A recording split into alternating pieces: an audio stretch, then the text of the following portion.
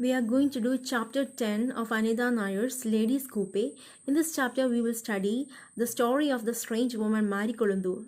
Perhaps this is the longest chapter ever and most eventful chapter.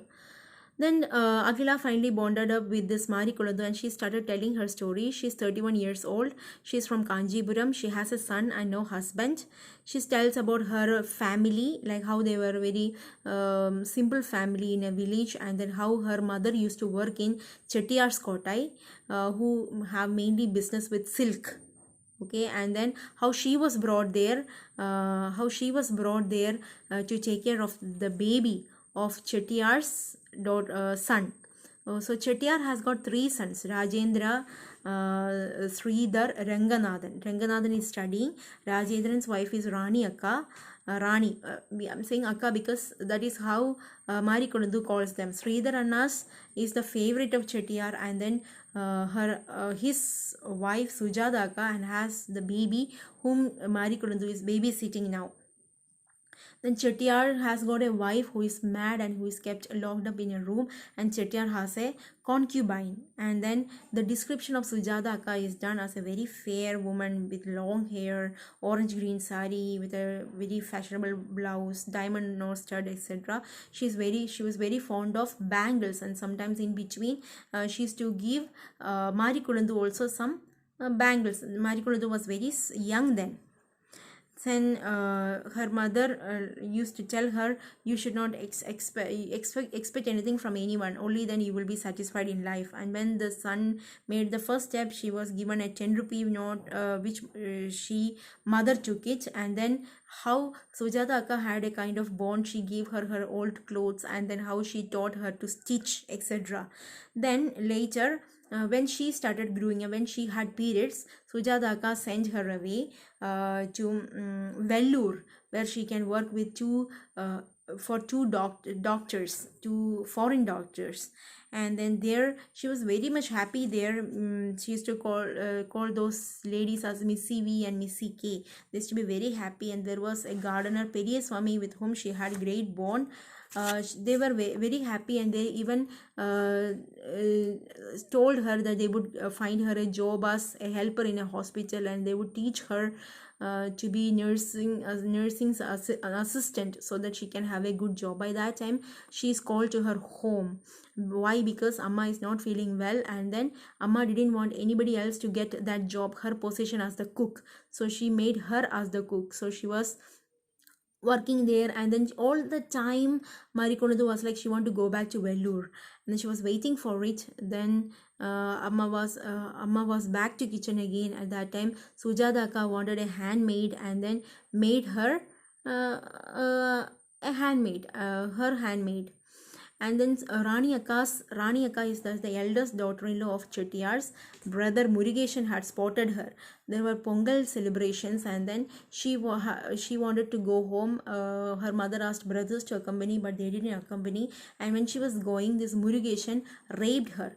Brutally raped her, and then she kept it quiet until she became pregnant. It came to be known to her mother, and then Sujata Akka believed her story, but then she could not be of any help because her husband told her no to do any help. She was taken to Periyamma, that is Mari Kondu's mother's auntie, who told that she will help in aborting the child rather than going to hospital, etc. Had they gone to hospital, the child would have been aborted, but this Periyamma's all works did not work, and then she finally had to deliver the baby. And Periyamma had told that she will take care of the baby. But once the baby is born, she said you have to take it with you. And then Mari Kolundu's mother took the child with her, and Mari Kolundu went to Vellore back. But then things were not the same again. Those misses, they were actually lesbians, okay, and they had some clash, and then one of them were leaving, and this Mari Kondu thought that the one of them will help her to study, but then they said that she lost that grace. She doesn't have that grace anymore. She didn't like that child. Not even once she had gone to visit that child. All these things made them alarmed. How could she do like that? And then finally, Chettiar died. and then Sujata Akka and Sridhar Annan inherited Chettiar Kotai, and then there should be somebody who would take care of Chettiar Amma. So she was called back.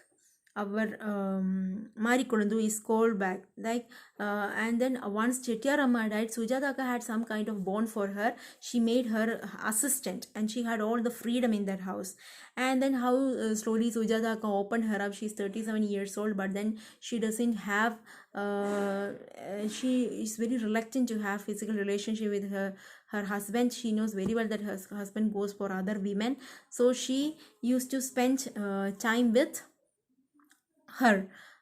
She used to spend time with Marikolundu, and then slowly these two started becoming like lesbians, and then Marikolundu satisfied her needs, and then finally Marikolundu started sleeping in the sense having sex with Sridharanna. Why? Because she thought that Sridharanna should not disturb Sujata Akka, so she did like this. But one day Sujata Akka found it out and then threw her out of the house, and then her mother also had died. Sujata Akka did not allow her. So after after her mother died, when she came back, Sujata Akka was very cold to her, and she thought it's because of the long breach. But then actually it's because she found out that she was playing a mistress to her own husband, and she felt it like a cheating. And then she had to leave Chettiar Kotai, and then again she had some pain in her womb. Then she was sure that she is not pregnant because Sridharanna had promised her that he has taken proper care that she won't get pregnant. Then when she went to the doctor, it was found that when she went to the doctor, it was found that she is having some problem in her uterus, and her uterus has to be removed, and she doesn't have money with her.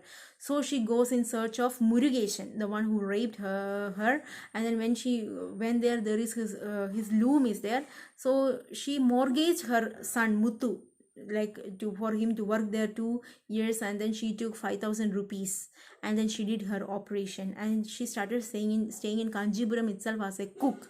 Then at that time, 1 year later, she gets the news that Murugeshan died, and she sees that funeral procession, and she saw their own son, Murugeshan's son only, Muthu also dancing in that procession. And then maybe because of the chemicals and all, in the funeral pyre, his body did not completely burn, only the skin was peeled out, so they had to again burn, and none of the relatives stayed there. It was this Muthu was made to do all that thing. So in a one way he did all that karma what he had to do for his father. And then Marikolundu felt very sad, like what position she had brought into. Like finally this young boy who did nothing wrong had to become like a chambal, like a person who is like what's his name, like a person who cremates people, like a person who works to burn the dead bodies. So finally she had some compassion for Muthu, and then she made him like she is working hard so that she can earn the money to buy him back from those handloom. And then she's now traveling, and then her son is also with her. And then she tells that she can really son is not with her, like she has the son, she's working hard as a hospital assistant so that she can buy back her son. So the thing is that she has accepted her son, and that's the way the story ends off. Marikolundu. And now we have only one more chapter. In last chapter, Agila speaks her mind, and with that we will conclude the novel. Thank you.